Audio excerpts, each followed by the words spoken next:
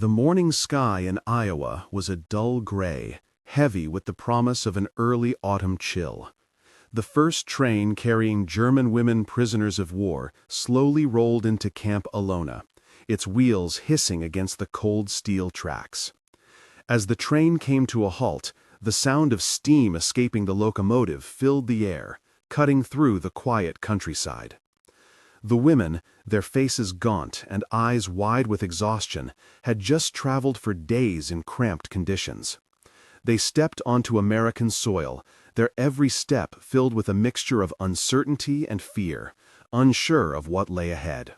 There were 12 women in total, all of them strangers to each other, but bound by their shared fate. They had been plucked from their former lives, from homes and families scattered across war-torn Europe, and were now thrown into a new world, one they had only heard of in whispers. They had been told of American brutality, of their captors' cruelty, and their minds were filled with grim expectations. They had braced themselves for hardship and deprivation, but as they looked around, their senses were met with an unexpected sight, a camp that was far from the nightmare they had imagined. The camp was clean, almost pristine compared to the squalid conditions they had endured in Europe. The barracks they were led to were not like the makeshift shelters they had been forced to sleep in before. These were solid, with real beds and clean walls. The camp guards, though armed, maintained a certain distance, their demeanor respectful, though still guarded. The women felt a strange tension in the air, but it wasn't the aggressive hostility they had expected. Instead, it was an unspoken form of distance, an unfamiliar kind of politeness that felt almost foreign. As they entered the barracks, the women were instructed to claim a bed. Each bed was neatly made with a blanket and clean sheets, something most of them hadn't seen in months, maybe even longer. They stood frozen for a moment, unsure whether to believe what they were seeing. The concept of having their own space, a bed to sleep in, felt like a distant fantasy. They had been used to sleeping on cold, hard floors, piled together like livestock. This sudden abundance of comfort felt too surreal, too luxurious. For many of them, it was almost too much to take in. Greta, the eldest among them, cautiously approached one of the beds. She ran her fingers over the clean, white sheets, a sense of disbelief washing over her.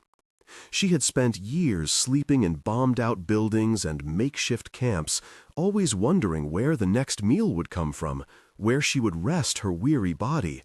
Now, here she was, standing in a barrack with a bed that was not only hers, but was also made up with fresh sheets. The thought seemed almost ridiculous. She felt a strange lump form in her throat, a mix of emotions she couldn't quite place. She hesitated for a moment before sitting down, testing the softness of the mattress beneath her. The sensation of the cushion against her back was almost too much to bear.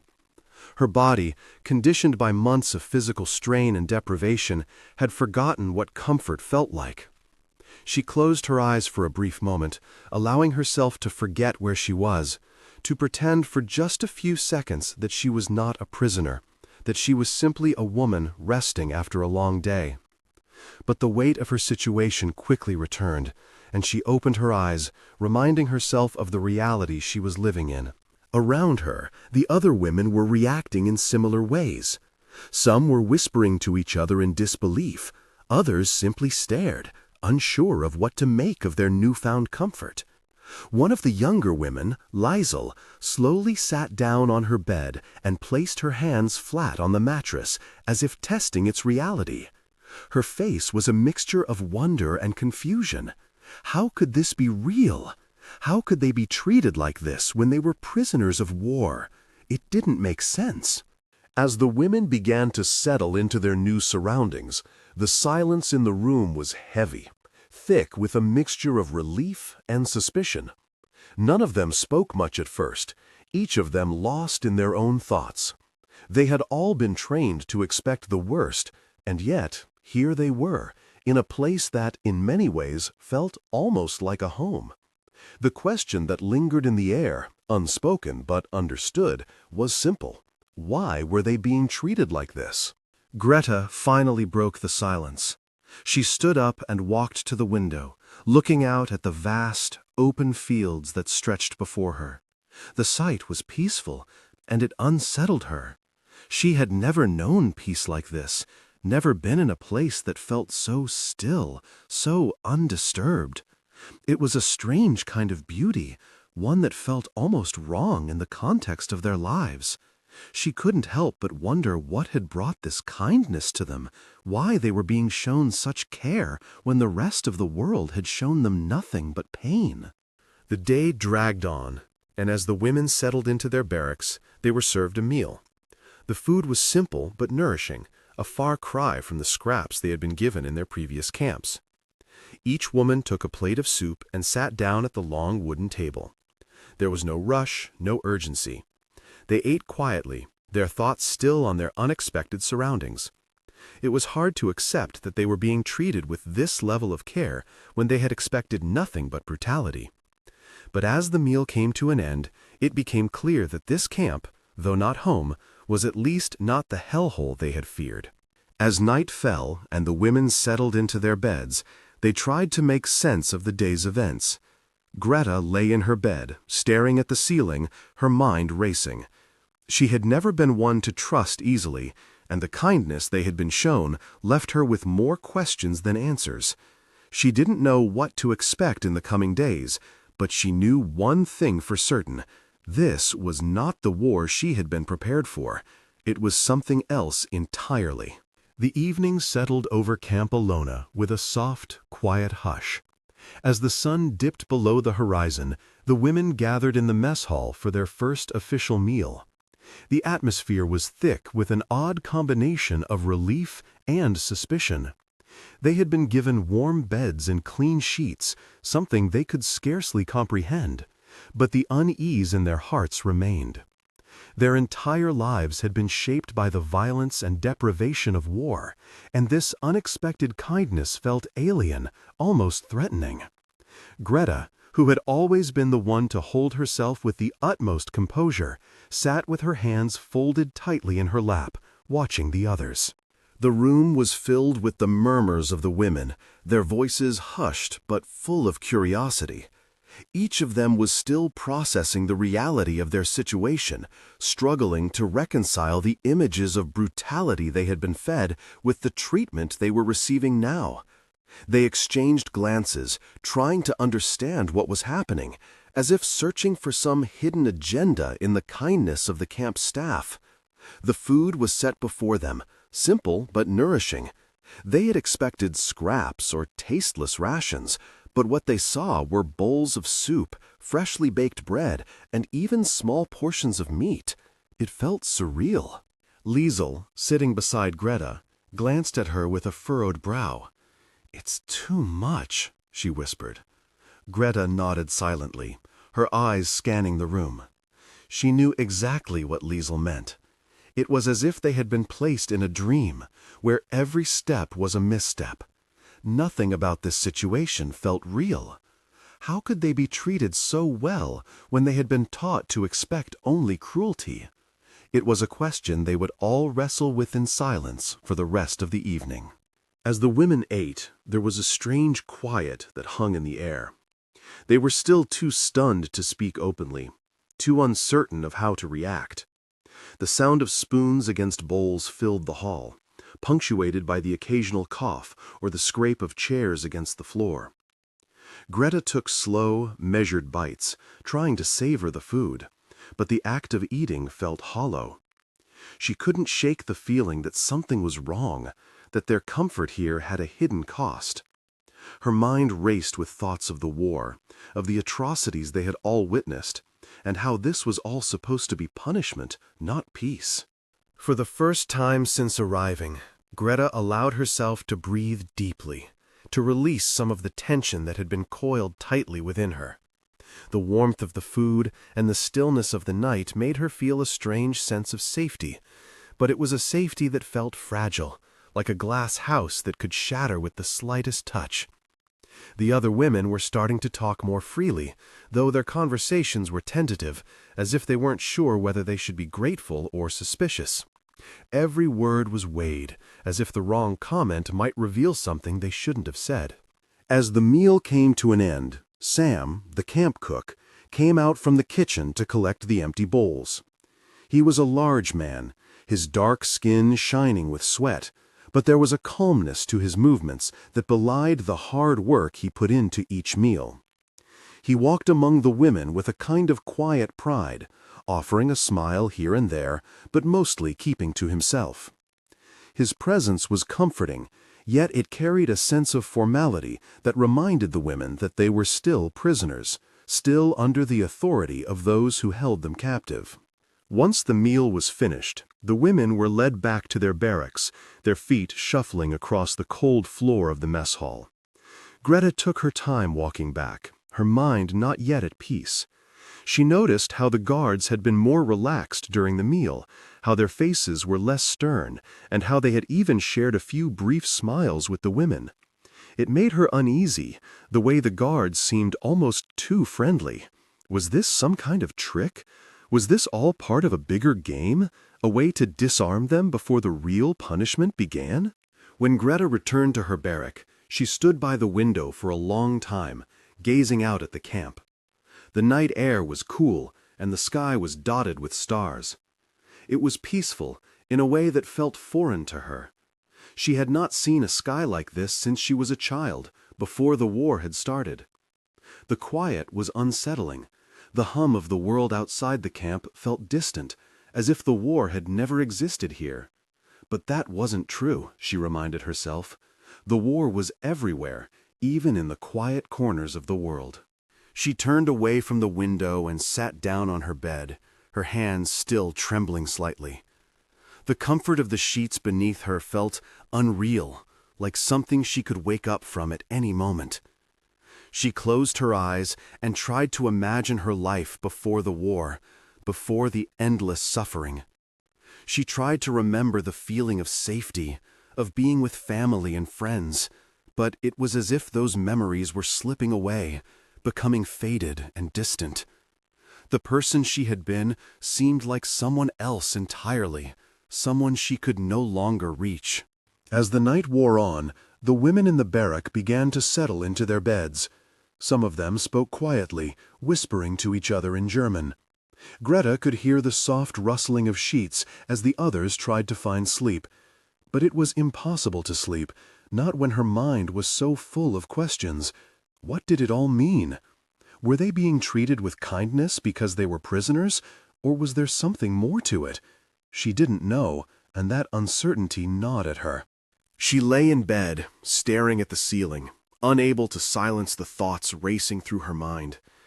The comfort they had been given seemed like a trap, a way to make them feel secure before everything changed. She had seen it before, the way people were lulled into false senses of security, only to have it ripped away when they least expected it. Was this just the calm before the storm? As the hours passed, Greta finally closed her eyes, exhausted but restless. She could feel the weight of the night pressing down on her, a night that should have been peaceful but was instead filled with doubt. It would take time to adjust to this new reality, but she knew one thing for certain. She could never let her guard down, no matter how soft the bed or how kind the food. Tomorrow would bring its own challenges, and she would be ready. The morning sun crept into the barracks, casting long shadows across the floor. The women stirred in their beds, the warmth of the blankets holding them in a reluctant embrace. The previous day had been overwhelming, filled with unexpected comforts, but now the reality of their situation was beginning to settle in. As they rose, there was a quietness that hung in the air, each woman lost in her thoughts, processing the surreal turn their lives had taken.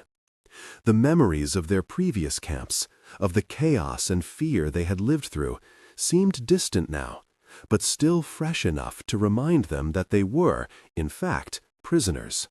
Greta moved slowly, pulling on her shoes and making her bed with careful precision, a habit ingrained in her since childhood.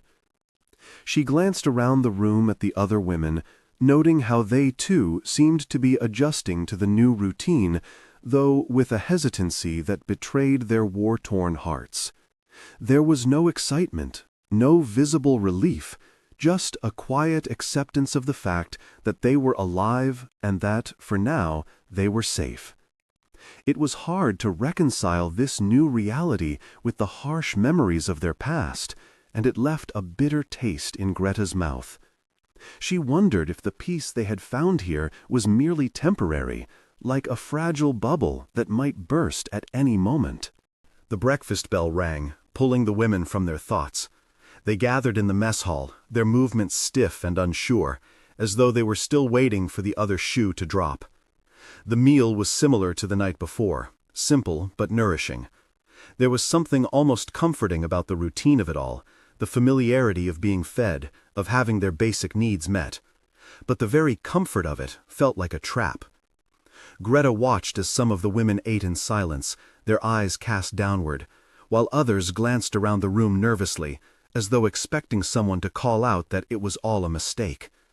The laughter from the previous evening had evaporated, replaced by a cold, lingering suspicion. Greta couldn't help but wonder how long it would take before they started to question everything. They had been subjected to so much hardship, so many betrayals, that it felt unnatural to be treated with anything resembling kindness. She knew that they would have to find a way to make sense of it all, to understand why they were being treated differently than they had been led to believe. The question gnawed at her. Why were they being given such luxuries when they were the enemy? Were they being tested? Were they being lulled into a false sense of security before the real horrors began? As the meal came to an end, Greta found herself alone at the cable, the others having moved on to other activities. Her thoughts were heavy, her mind constantly racing. She stood and walked to the window, gazing out at the camp's expansive grounds. The fields of Iowa stretched before her, peaceful and still, a stark contrast to the horrors she had witnessed in Europe. How was it possible that this place, this camp, could exist so far from the chaos of the world they had known? She had been taught that the enemy was ruthless, that the war was a fight to the death. But here, in this camp, there was no sign of the violence she had grown accustomed to. Instead, there was calmness, and it unsettled her more than she could admit. The guards had been courteous, even respectful, which only added to the confusion. They had no reason to treat them this way, yet they did. Some of the women had begun to speak to the soldiers, asking questions about life in America, about the war, about the world beyond the barbed wire. It felt strange to hear such conversations, as though the line between captor and captive was blurring in ways that made Greta uncomfortable. She had been trained to see the world in black and white, but here, in this camp, everything was a shade of gray. Greta returned to her barrack and sat on her bed, her mind still reeling from the day's events. She had never been one to trust easily, but now she found herself questioning her instincts. Maybe this kindness was genuine. Maybe they had misjudged the Americans, just as they had been misjudged by them. But the thought didn't sit well with her. It was too easy to let down her guard, too simple to believe that the world had changed so suddenly. There had to be more to it, something they hadn't yet seen. She couldn't shake the feeling that this was all part of something much bigger. As the day wore on, Greta began to speak more with the other women, trying to gauge their thoughts on the situation. Most of them were still too stunned to speak freely, but she could sense that they were starting to accept the reality of their new lives. It wasn't just the comfort of the beds or the meals that had won them over. It was the small things, the human things, that had begun to chip away at the walls they had built around themselves. Some of the women were already starting to smile, to make small talk with the guards, to join in the activities that were being offered. They were beginning to adapt to the idea that they weren't just surviving, they were starting to live. But for Greta, the questions remained. She couldn't ignore the nagging feeling that this was all too good to be true. The war had taught her to distrust everything, to assume the worst. And even now, in the face of this unexpected kindness, she couldn't bring herself to believe that it was all genuine. What if this was just a strategy, a way to break them down emotionally before the real horrors began? What if they were being softened up, prepared for something much worse? That night, as she lay in bed, Greta thought about her life before the war. She had been a teacher, a woman who had lived a simple, peaceful life. She had never imagined that she would find herself here, in a foreign land, in a strange camp, surrounded by women who had been torn from their homes and families. She thought about her family back in Germany, about her mother, who had always told her to remain strong, no matter what. Her mother had said that survival was about holding on to hope, about finding light in even the darkest times. But how could she find hope in a world that had been turned upside down? How could she trust in a future that seemed to promise nothing but pain? As the night grew darker and the camp settled into silence, Greta closed her eyes, but sleep didn't come easily. Her thoughts were a whirlwind of doubts and fears, of questions that had no answers. She knew that she couldn't keep living like this, caught between hope and suspicion. But for now, all she could do was wait and wonder what the next day would bring. As the days passed, the women of Camp Alona began to settle into a routine that was both unfamiliar and strangely comforting. The initial shock of their new surroundings had begun to fade, replaced by an uneasy sense of acceptance. Each day followed the same pattern: meals at regular hours, work assignments, and small moments of interaction with the guards. Yet, despite the structure, there was still a feeling of dissonance, like a chord played out of tune. The kindness they had been shown felt at odds with everything they had been taught to expect. It was hard to shake the feeling that there was something more beneath the surface, something they had yet to uncover. Greta, ever the leader, watched as the women around her began to change. Some of them had started to participate in English lessons, trying to adapt to their new environment. Liesl, the youngest of the group, had taken to the lessons with enthusiasm, her bright eyes lighting up every time she correctly pronounced a word. It was a small victory, but for Liesl, it was a glimpse of normalcy in a world that had been turned upside down. She had begun to smile more, even laugh occasionally, and Greta found herself grateful for the light she brought to their darkened world. But Greta herself remained distant, her thoughts always pulling her back to the war. She couldn't escape the images of her life before the war, the lectures she had given to her students, the quiet afternoons spent in the library, the joy of teaching young minds. Now she felt as though that life belonged to someone else. The woman who had once been a teacher, a caretaker, seemed like a distant memory, lost somewhere in the smoke and rubble of Europe.